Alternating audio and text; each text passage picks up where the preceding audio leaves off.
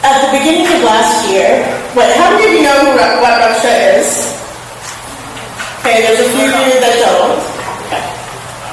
So at the beginning of last year, as we were dealing with uncertain times, and I was thinking about what we would need to get through the next year, I kept thinking about a leap of faith.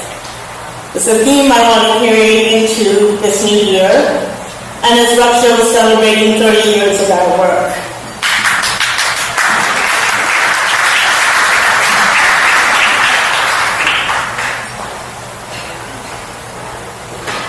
A leap of faith is so important because it is what many immigrants take when they come into this new country. It is what many of the survivors who are leaving violent relationships take when they want to live a violence-free lives. It is what we take every day just to get to work in city of Atlanta traffic. It is what we take to get through difficult times. Vina wanted me to talk about how I first came to Raksha and why I continue to do this work. And it started with my father handing me a Raksha flyer from Taj Groceries. Raksha was just starting. I was a victim advocate for the city of Atlanta, and I was spending my time trying to work towards what my dream was to work with survivors. And if you had asked me then if I would see myself in the future working for the South Asian community, doing what I've been doing, I probably would not have believed you. Like Moni discussed before, as a teenager growing up in Atlanta, or as an elementary school, where there weren't many Indians, I tried to avoid being different. I didn't want to speak my language. I didn't like being made fun of by other kids. But my mom was very persistent, told me I would not forget that I'm a Malayali, and that I had to hear my language, and I'm really grateful for the trips going back and forth to Kolkata. Because all that prepared me for that time that my father gave me that flyer. A lot of times I'd say, I always knew I wanted to do this work. I thought it was because of the movies I saw, like The Burning Bag. There was a movie on child abuse in which Cheryl Ladd was in. And I knew that was what I wanted to do. I wanted to originally be an attorney. But then when I started working in the courts, I realized this new field of victim advocacy came up, and I was like, wow, I really spend time with the survivors and the victims. It's more time than the attorney spent. And I knew that would be my path. When I really think about what brought me to this work, it is my own history. It is my ancestors' history. It is my own childhood that led me to this work.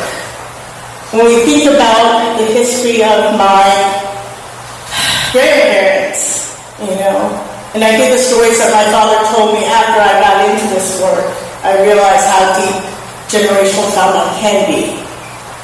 My grandfather was a freedom fighter. He was in jail. He married my grandmother when she was 16 years old. And he was a man of principle. He studied law while he was in jail, but he refused to practice law because he did not want to lie. You talk to my aunt and you ever call her a liar, those are fighting words. Because you will not call anybody in my family a liar. Because that was a principle that my family believed dearly in. But my grandfather also had a temper. There are stories that my father would say that he would have a reaction when a door slammed. And he would get really angry and triggered. There's stories of my grandfather throwing a plate against the wall when my aunt made food that she mistakenly put sugar instead of salt. So you wonder what kind of violence my father probably grew up around, or what kind of violence my grandmother might have experienced. My grandmother died at the age of 23 because of TB soon after childbirth. So my father, at the age of 6, didn't have a mom around. He grew up of his own devices, being transferred from some parents to another parent, right? And so he learned a lot from watching his father with his temper. There's a story of when my parents got married. My mother, they're cooking food because she liked to cook, and she got a steam burn from the pressure cooker. My father came in and was really angry and screaming and yelling because he was so scared. But it was scary to my mom, and mom went to her parents' house. So there's that pattern of that temper, that same temper that I saw when I was a kid, and I would hurt myself, and I'd be scared to tell my father that I hurt myself. Like, first I'd tell mom, and then I kind of hide because I knew that would yell. That's a pattern of violence that we saw.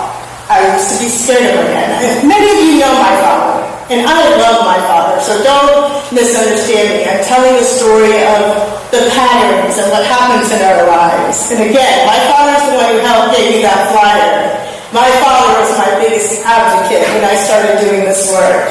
He was the one who supported me when my mom was like, why is she doing all this nonprofit stuff? She's not making any money. And he said, no. What she's doing is good work. So I tell the story of his journey with what he learned and how it transformed him. I was scared of him, and that's the pattern. And we didn't have an easy time. My father's was a civil engineer, and he came to Atlanta. He walked up and down Peachtree looking for jobs. He was a person a civil engineer who started the first Indian restaurant. Right? He did some great things. That man had some faith. He really lived his name, which was without sorrow, without grief. He took leaps of faith on a daily basis. But he was also challenged with what he grew up with. But he was the first to advocate when one of his cousins was dealing with a violent relationship. He was the first one that would say, come to my home, I will be there for you. And so I'm showing the duality of the people in our lives, so what we see and what we don't see, right? He struggled. He started that restaurant, we moved to New York, he dealt with bankruptcy, and he had a business partner that was an alcoholic that was a part of our lives. And so there's memories of my childhood of this alcoholic where there were fights, where there were battles, where he had a broken arm because of some fight that occurred. He was running around in the lobby in New York, having some kind of tantrum. So there was a lot of chaos in our life.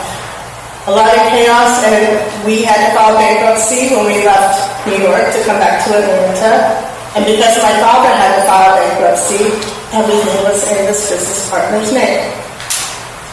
So our restaurant, our home was all in this individual's name who brought a lot of chaos into our lives. And so that's the tough part of our childhood, right? Around 1985, 86, we lost our home, we lost our business. And my mother and this business partner went to Nashville to start a new business. And my father and I were in Atlanta, and I got the news that we were losing our home. My father didn't tell my mother. I could not tell my mother. I was in charge of helping my father figure out how to deal with our home, get everything packed up, and deal with all this. Right before that, I had gone to see my aunt who was in an abusive relationship. She had just had a surgery. I went to go take care of her, and for some reason, while she was on the medication, she started yelling at me and targeting at me and blaming me and comparing me to her son. Luckily, her brother was close by and I ended up staying with them. So imagine a 15-year-old dealing with, coming back from this odd situation, and then coming back to know that you're losing your home, you can't tell your mother, you've got to hold all of that and figure out what to do next. It was a lot. And honestly, I was telling Dina this, I wasn't sure if I was going to share it. I decided this was a lot for me to take. It's a lot of responsibility. I found some pills in my mom's medicine cabinet, and I took them. Muscle relaxers, some Tylenol, I don't know, whatever I could find. And I was like, you know what, I don't want to wake up next, I don't want to do this. This is too much. next morning. I guess the universe said, okay, you've got something to do. And with that, luckily, another friend of the family came by, my best friends came by. My father and I had to pack up the house. We lived in a hotel for the summer. And my dad was driving me from the hotel. He was working at that hotel. It was a red carpet inn, and I think he was working there temporarily between jobs. Driving me from my job, driving me from drill team practice, picking me up late at night, and then I made a decision. Dad, this is where we're going to live. We lived in the apartment complex right by our high school, just so my father didn't have to drive too much, and we could figure out what to do next. And it wasn't until way later that my mom even knew what was going on, because we were protecting Mom to make sure she didn't freak out. And that is kind of my childhood of having to be an adult when I should have been a child. And I think that's the whole thing of why the work we do is important, and why I would have never thought I would have been doing work in the South Asian community, because growing up, we didn't talk about the challenges we face. We talked about what we saw you were wearing and what's happening at the next Durga Puja, and that was something that didn't sit well with me, was the duality. We needed to be in a place where we talk about our truths, where we provide support, and we're not about hiding what's happening in our lives. So when I got that flyer to Raksha, I thought, okay, maybe I can help. But in reality, my work with Raksha has been a path towards healing. It's been a place where I find community that cares about making a difference, that cares about peeling that onion and talking about the things that we don't want to talk about, that works towards making change in our communities. We're working towards a stronger and healthier community. And that is where I have found and have stayed with Raksha, because I see the duality. I see the really difficult things that happen in our community, but I also see the people that are willing to stand up and make a difference and stand by people every day. Those are the leaps of faith that we take every day. In this year, it's been a challenging year. I was excited to celebrate Raksha's 30th year. Did I ever think I would be with this organization? This long, I didn't. And the irony is, I came on full-time at Raksha right after my dad died.